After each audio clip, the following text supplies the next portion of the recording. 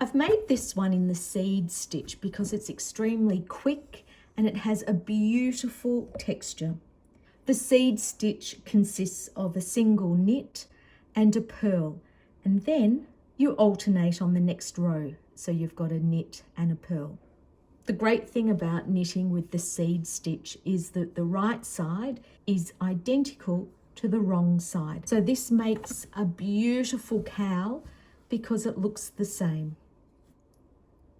Using a 10 ply or an Aran weighted wool and size 5mm needles, knit for a total of 6 inches and then you're done.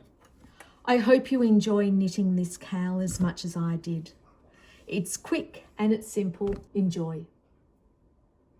Seed or moss stitch is knit 1, yarn to the front, purl 1. And that completes the pattern, and you continue all the way to the end.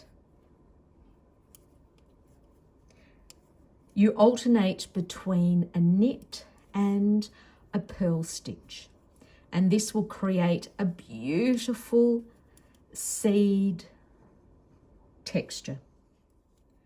There are many ways of casting off, and I find this method particularly quick and easy.